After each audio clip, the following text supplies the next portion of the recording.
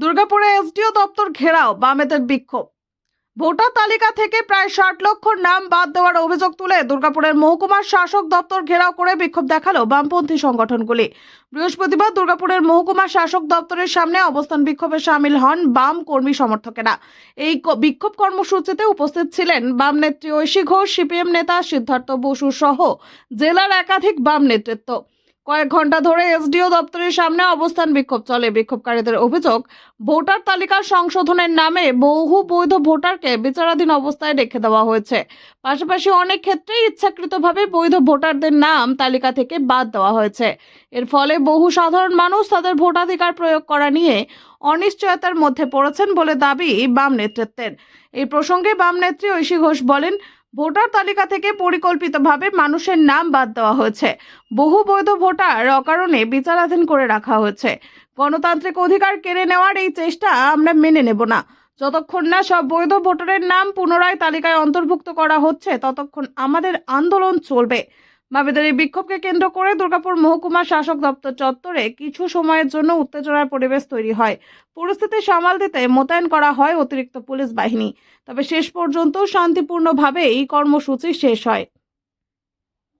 প্রক্রিয়ায় জড়িয়েছিলেন কেন্দ্রীয় সরকারের যে ভূমিকা নেওয়ার কথা ছিল, ভারতবর্ষের নাগরিক ভোটার, ভোটকে কেন্দ্র করে বিভিন্ন বিভাজন, এগুলো সমস্ত আলাদা বিষয়, অথচ একত্রীকরণ করে বিভ্রান্তি তৈরি করে মানুষের মধ্যে একটা অনিশ্চয়তা, মানুষের মধ্যে একটা যন্ত্রণা, এবং একই সঙ্গে আমরা শাসনের বাইরে দুর্গাপুরে বিক্ষোভ চালাচ্ছি এবং এই বিক্ষোভ আমরা দেখতে পাচ্ছি পুরো রাজ্য জুড়ে হচ্ছে।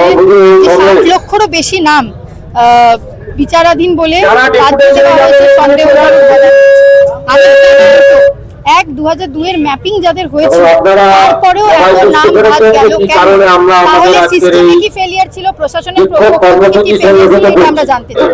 দ্বিতীয়ত, যাদের নাম প্রশাসন থেকে বলা হচ্ছে যে সন্দেহজনক, নাম খুলে আমাদের সামনে ট্রান্সপারেন্টলি সেই তালিকা লাগাতে হবে দিয়ে একটা তালিকা ঘোষিত করতে হবে। গোপনে সেই ষড়যন্ত্রকে আমরা মানব না। এসডিএম যতক্ষণ তাদের তরফ থেকে এবং এই 60 লক্ষ যে মানুষের নাম বাদ হয়েছে, এটা হওয়ার বৈধ ভোটার আছে, অনেক মানুষ যারা বেঁচে আছে তাদেরকে মৃত ঘোষণা করা হয়েছে। নামের ম্যাপিং করছি এবং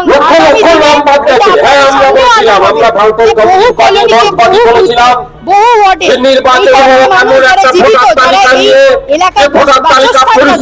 তাদের নাম হঠাৎ করে বাদ দিয়ে দেওয়া হয়েছে। এইরকম ষড়যন্ত্র চলবে না।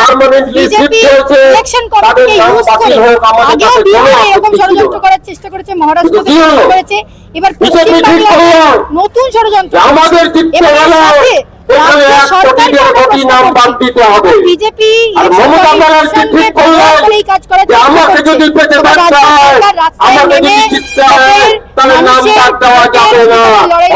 কেন?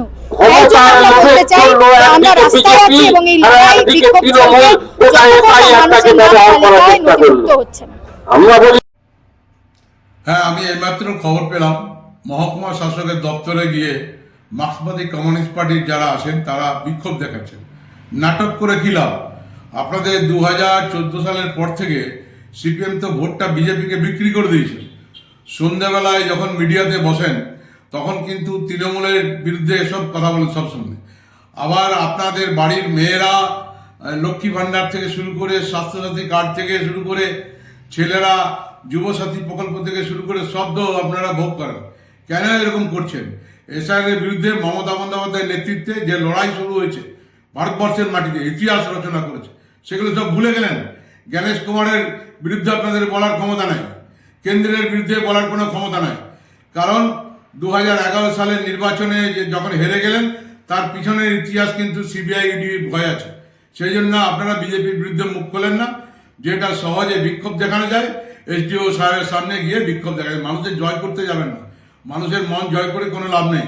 লড়াই করতে গেলে লড়াই সামিল হন। আমাদের আগামী 6 তারিখে মমতা বন্দ্যোপাধ্যায় অবস্থান ডেকেছেন, আমরা সকলে যাব।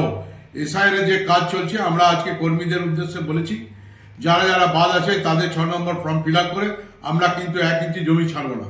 আর অযথা মহকুমা শাসকের কাছে দপ্তরে গিয়ে বিক্ষোভ দেখিয়ে নাটক তৈরি করছেন, এ নাটক আপনাদের মানে না। যদি নাটক দেখাতে হয় দিল্লিতে জ্ঞানেশ কুমারের বিরুদ্ধে জ্ঞানেশ কুমারের কুশপুত্তলিকা দাহ করুন, নরেন্দ্র মোদীর কুশপুত্তলিকা দাহ করুন, অমিত শাহর কুশপুত্তলিকা দাহন করুন। সেসব না করে বাংলার সর্বনাশ করার জন্য বিজেপিকে কি করে বাংলায় প্রবেশ করানো যায় তার চেষ্টা করছেন, বৃথা যাবে।